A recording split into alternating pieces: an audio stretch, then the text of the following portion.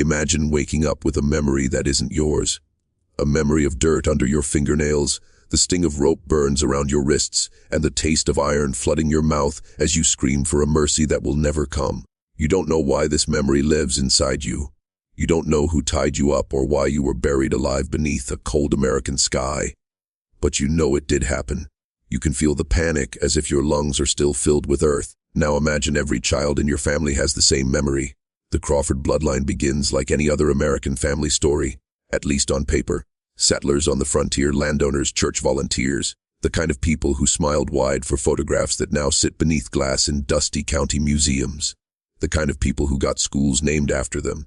But here's the part no one ever documented. Every single child born into the Crawford family for the last 140 years arrived carrying the same birthmark. A crescent-shaped scar along the right shoulder blade, pale raised, unmistakable. And on their third birthday, always the third, the memory comes. Parents learn to dread that day. They pray, they pretend, but when the sun rises over that third year, a switch flips in their child's mind. Some wake up screaming, others sit in silence, shaking, unable to describe what they saw because they have no words yet. The good years are just confusion. The bad ones, well, there are stories. Stories the Crawfords promised each other they would never repeat outside the family. But secrets rot, and this one has been festering for generations. Because deep beneath all the farmland the Crawfords inherited, under the cornfields, the barns, and the quiet Midwestern homes, lies a history sealed away in the mud. And even though the Crawfords buried every trace of what happened down there, the children still remember it. Their bodies still bear the mark of it.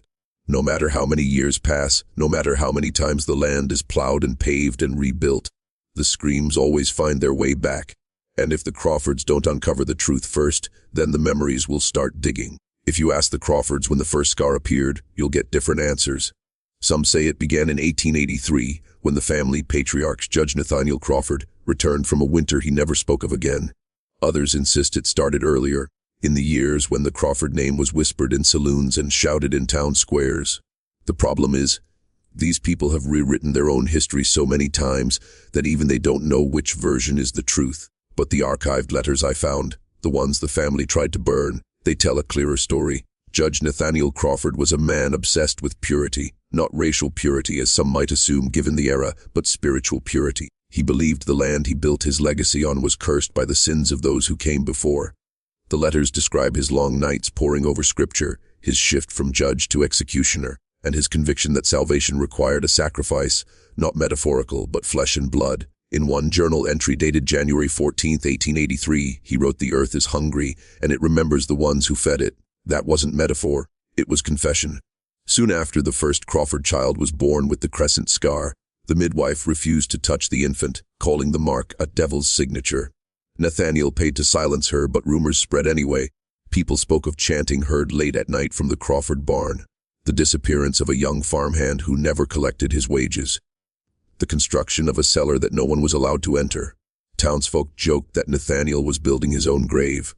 They didn't know how close they were, because beneath that barn, the judge carved out a chamber lined with symbols he believed would trap the curse beneath the soil, a ritual meant to bind the suffering to one soul, his. He intended to be the last victim, but rituals fueled by fear and blood are unpredictable things. They warp, they cling, they follow the bloodline. And when Nathaniel died, the cellar was sealed, the land sold, the memory buried. But the children, they still feel the dirt between their teeth. They still thrash against ropes that turn to ghosts by morning. They remember not just one burial, but many.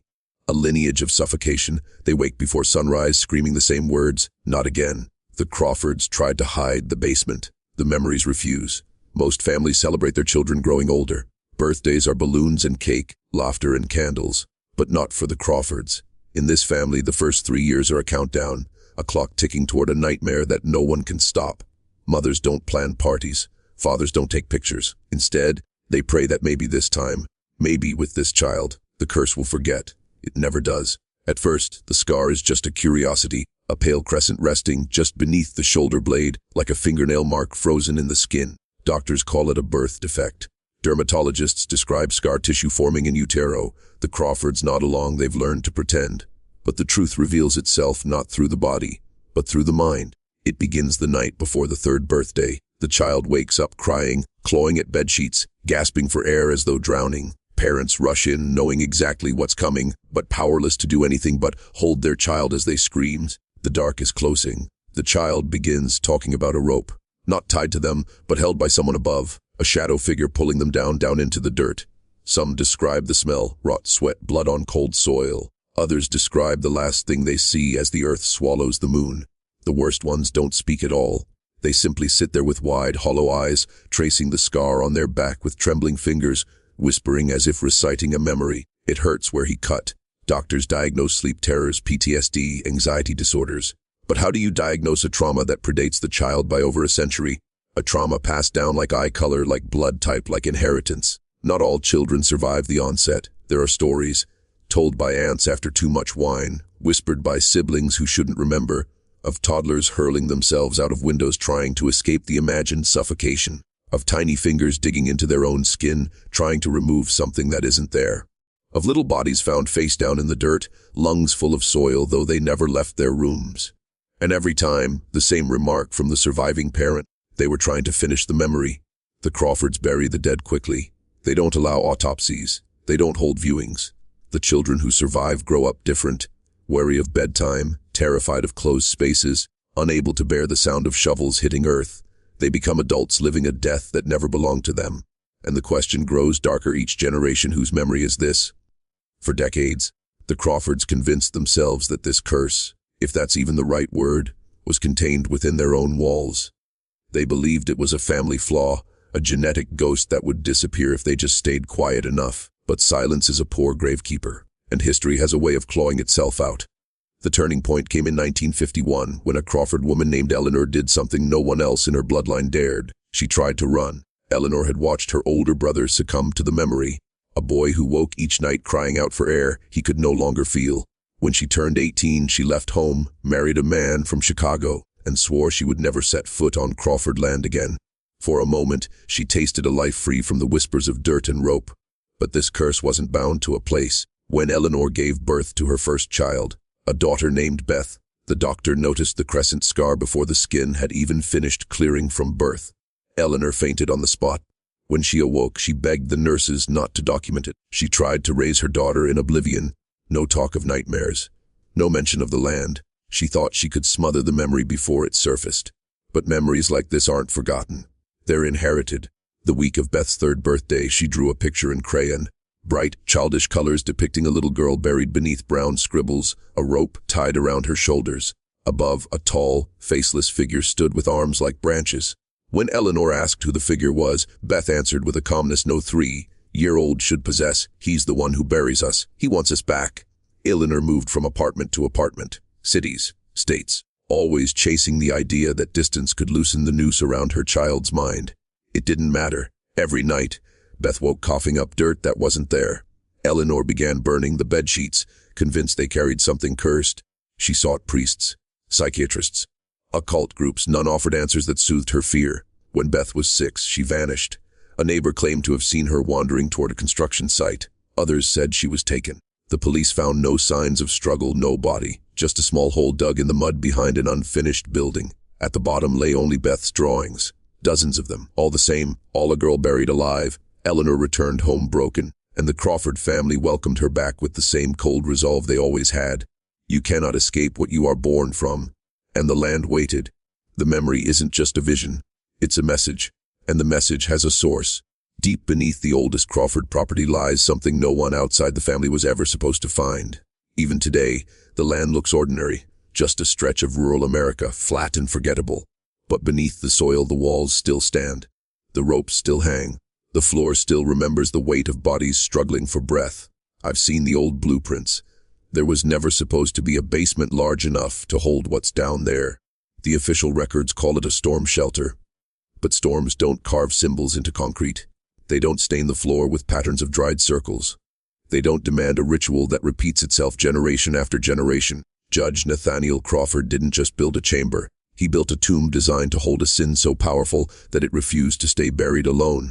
What the children feel, the terror, the suffocation, that's not memory, that's reenactment.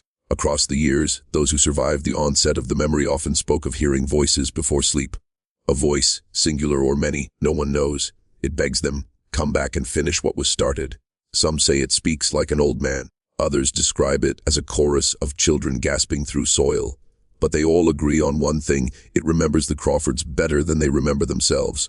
By now you're probably wondering why this family never went to the authorities, why they never forced someone to dig up the truth and expose whatever lies beneath that land. The answer is chilling in its simplicity, because the Crawfords fear that if the chamber is opened again, something inside will finally be free. Maybe that's why Nathaniel chose his own bloodline to hold the memory. A punishment, a warning, a lock on something ancient and angry. If you're still watching, you're already braver than most. Tell us in the comments, what would you have done if this was your bloodline? Would you fight the memory, or would you answer its call? Because the next part of this story is where the truth stops being buried, and where the digging begins. In 1979, a university researcher named Dr. Malcolm Avery stumbled onto the Crawford case by accident. He was a psychologist studying inherited trauma, how memories might be passed down genetically. A colleague told him, half joking, to look into that cursed family in Iowa. Avery didn't believe in curses, but he did believe in patterns. What he found scared him more than anything in his career. He interviewed 16 Crawford descendants, different ages, different cities, some successful professionals, others withdrawn, barely holding their lives together. But when Avery asked them to describe the memory that haunted them, every single one recounted the burial. Details varied slightly: the smell of smoke, the sound of river water, the roughness of hemp rope. But the core never changed. A violent struggle, nails tearing at wood, eyelids clenched against falling soil, silence pressing against their lungs like a coffin. Avery began to suspect something far worse than genetic trauma, something unnatural. His notes reveal he believed the memory belonged to someone real, someone who lived and died beneath the Crawford land, and that death was not a single event, but a cycle, repeating, devouring generation after generation. He pushed the family for access to the original property. Most refused, terrified, but a distant cousin finally relented, offering him a tour of the land as long as they never spoke of what he might find. Avery brought ground-penetrating equipment. He scanned the soil beneath the barn, and his readings showed a massive underground chamber far larger than any storm shelter. Multiple rooms, reinforced walls, a central pit. There were no construction records for any of it. The cousin panicked when Avery insisted they open the entrance. He shouted that the chamber was sealed for a reason, that their suffering was the only thing keeping the rest of America safe. Avery tried to calm him, but the man only repeated one phrase over and over, trembling, "He heard us looking." That night, Avery returned alone and found the covered entrance. He removed the boards. He pulled back the rusted metal sheet, and for the first time in nearly a century, the air of that chamber touched the open world. He descended 3 steps into the dark. Then the screaming began. Neighbors reported hearing a howl like someone being murdered. When authorities arrived, they found Avery half-conscious outside the barn, fingernails ripped off from clawing at the ground. He refused to say what happened below, only that something woke up when he stepped inside. He left the Crawford property and never returned to academia. His final recorded statement, scrawled in the margins of his notes: "It's not the Crawfords who are cursed. It's what they're holding down."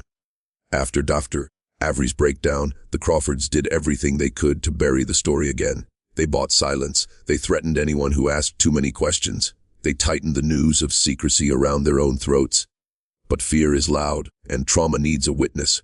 By the 1990s, their family had spread across the United States, distant branches barely aware of their lineage. The scar still appeared, the memory still struck on the 3rd birthday. The nightmares never changed. Only now there were more of them. More children screaming awake in cities and suburbs, far from the farmland meant to contain the curse. A pattern emerged that terrified the family elders. The memory was getting stronger. Children weren't just seeing the burial, they were describing new details. A voice speaking clearer than before.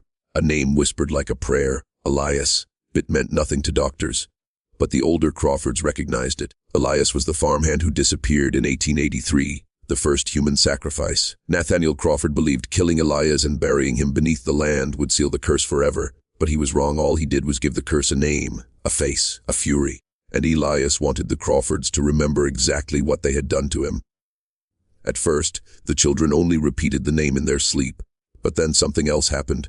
Something that shattered the illusion that this was all psychological. A boy named Daniel woke one morning covered in dirt, real dirt under his fingernails, crusted in his mouth, embedded in the folds of his sheets. The window was locked. The bedroom door was blocked from the inside. Security cameras showed no movement. Yet Daniel insisted he had been dragged underground and forced to relive Elias's death. When his father asked how he escaped, Daniel whispered, "He hasn't finished burying me yet." The Crawfords started chaining their children to beds, sleeping in shifts to monitor their breathing. Some even considered breaking the family tree, refusing to have children at all. But a few believed something else, that the curse was reaching a breaking point. Elias was no longer satisfied with memories. He wanted bodies, and if the Crawfords didn't give him what he wanted, he would come take it himself. There is one descendant the Crawfords never talk about, a boy whose name was removed from every family Bible, every school yearbook, every trace of public record they could alter. His name was Thomas, born in 2004, the son of a Crawford father who believed he could outsmart the curse by lying about his lineage. He changed his name, moved far away, built a life so disconnected from his bloodline that even he began to forget where he came from. But the scar found Thomas anyway. His parents noticed it the moment he was born, that pale crescent glowing like a warning on his shoulder blade. They swore it meant nothing. They promised each other they would never speak of the nightmares they both endured as children. But when Thomas turned 3, they woke to him digging into the wall of his bedroom with his bare hands. His knuckles bled. His fingernails cracked. When his father finally pulled him away, Thomas screamed with a voice that did not belong to a toddler, "He's still down there. He can't breathe." From that day on, Thomas had rules. No playing outside alone. No digging. No sandboxes. No basements. His parents sold their home and moved into an apartment with concrete floors. They threw away every shovel they owned. They tried to suffocate the fear, wrap it in bubble wrap and seal it away in a place the world couldn't reach. But Elias always knows where to find the Crawfords. One night, when Thomas was 10, the building manager found him sleepwalking in the parking lot. He didn't respond when spoken to. He didn't blink. His toes dragged against the asphalt as though his legs were being pulled by an invisible rope. When they finally woke him, Thomas collapsed into sobs, eyes wide with terror. "He's getting closer." His father called a doctor. His mother called a priest. Both left terrified. The nights grew worse. Scratching on the walls, soil appearing in the bathtub, Thomas waking with dirt packed beneath his eyelids. And then he started remembering details no child should know. The year 1883. The judge, the cellar, the prayers that were not prayers at all. Thomas didn't just see the memory, he spoke with it. He said Nathaniel promised him he would only die once. But they lied. They killed him again, and again, and again. The family elders confronted Thomas's father, demanding he bring the boy back to the land. They insisted the chamber would calm the spirit if Thomas stood above it. They said Elias was restless because one Crawford had tried to escape the burden of remembrance. Thomas's father refused, and that's when everything unraveled. Because curses don't negotiate. They collect. They come due. And Thomas was next in line. The final straw came in winter during the longest night of the year, when shadows stretch farther and silence listens closer. Thomas's parents checked on him every hour. Midnight. 1. Each time, he slept peacefully. No dirt, no whispering, just the fragile illusion of safety. But at 3:17 a.m., the apartment filled with a sound they had prayed never to hear, the sharp scrape of fingernails against drywall. Not frantic, deliberate, like someone carving a message into the world. When they opened Thomas's door, he was gone. The room was cold, too cold. The kind of cold that doesn't come from broken heaters or open windows, the kind that rises from the earth, damp and old. There on the floor lay a trail of small footprints, leading right into the wall, not toward it, into it, as if the concrete had momentarily softened to allow a child to pass through. Police assumed abduction, Amber Alerts, helicopters, questions the Crawfords refused to answer. But Thomas's mother recognized the truth the moment she saw what he left behind. On the wall, scratched deep into the paint, was a single word: beneath. She fell to her knees, screaming, pounding the floor as if she could pull her child back through the cracks. His father couldn't breathe, couldn't speak, could only stare at the impossible doorway their son had vanished through. The investigation led nowhere. Cameras caught nothing. Doors stayed locked. Every logical explanation collapsed under the weight of what remained: a child taken by something that remembers suffocating. The Crawfords gathered the next day for the first time in decades. They didn't argue. They didn't deny. They all understood. Elias had broken the boundaries. If one child could be pulled into the earth from miles away, then every Crawford was vulnerable. There was no outrunning a ghost buried in blood. They voted on the unthinkable, to unseal the chamber Nathaniel built and confront whatever waited below. Not out of courage, but desperation. Some believed they could bargain with Elias. Others believed they could destroy the source of the memory. A few simply hoped that by returning to the beginning, the nightmare might finally end. Thomas's father stood at the edge of the group, hollow-eyed, shaking. He whispered, If he's down there, I'm going with him. But as they prepared to dig up the old entrance, the ground trembled. Not like an earthquake, like knocking from below, as if someone was asking to be let back in. The night they opened the chamber, the air smelled of wet soil and iron. Every Crawford who stood there felt the weight of generations pressing down. The echoes of children's screams, the prayers that had never been answered, the heavy silence of earth that remembered. They lowered the boards, lifted the rusted sheet, and the darkness inside seemed to breathe. No one spoke as they descended. Each step was a promise to the past, to the judge, to Elias, to every child who had ever felt the rope around their shoulders and the dirt pressing into their lungs. The walls were carved with symbols faded and crude, yet unmistakably human. The floor was littered with remnants of toys, clothing, and broken tools.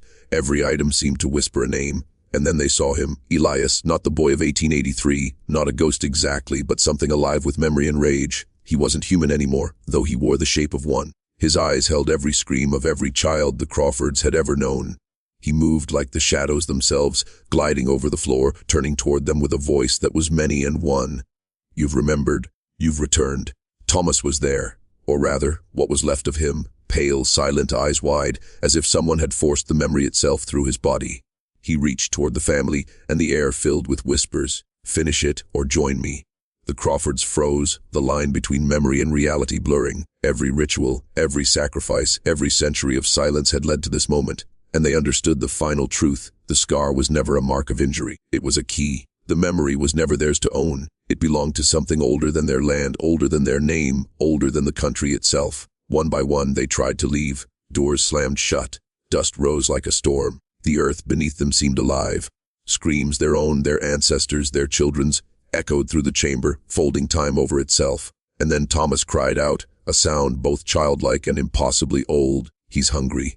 No one remembers how many survived. Some claim that only one Crawford emerged, collapsing in the snow outside, their face streaked with dirt and tears, repeating over and over the last words of the others.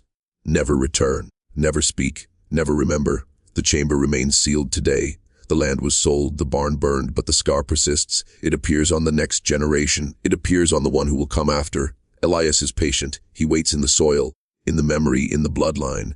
And every time a Crawford child wakes screaming on their third birthday, the world should remember some histories are not written. They are buried. And some truths are not lost. They are remembered by those who cannot forget.